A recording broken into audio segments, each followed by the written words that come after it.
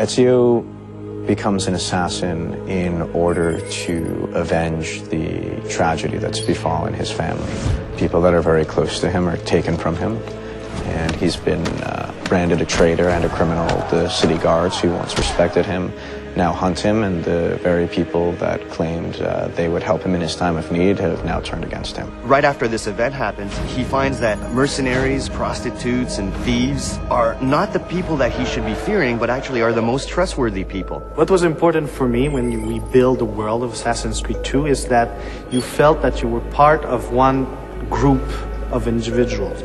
So we said, let's use the underworld, and so that's your family. The three factions that we have are thieves, courtesans, and mercenaries, which will all help you either distract, elude, or literally beat up your enemies.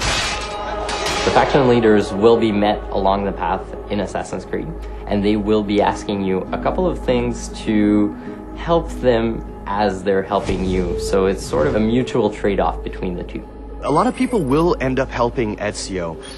There's his uncle Mario that he hasn't seen many years that will help him tone his fighting skills. There's Machiavelli as well that we find in the game, and finally obviously Leonardo da Vinci, who's going to become quickly a very close friend of Ezio, not to mention a test dummy for his wild inventions. Leonardo is going to be one of your main friends, and basically he's going to act as a Q in James Bond.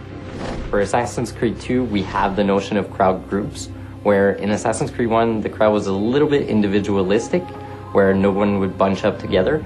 Now we really have formations that are moving along the city. You can blend in, you can steal for everyone you see, like because we have this economic system, so the economic system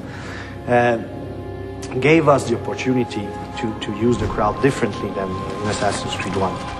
Banking came up just a few years previous to the time period that Assassin's Creed 2 is set. Some of the most prominent Italian families actually went into banking.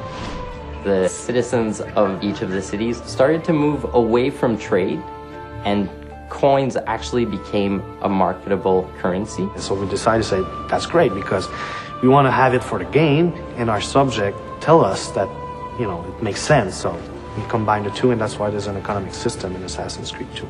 The most exciting thing about the economic system is giving the players the choice to do what they want with their money. So instead of feeding the player rewards at a given time that is set by the level designers, we give you a whole bunch of options that the player can actually choose when and where to purchase.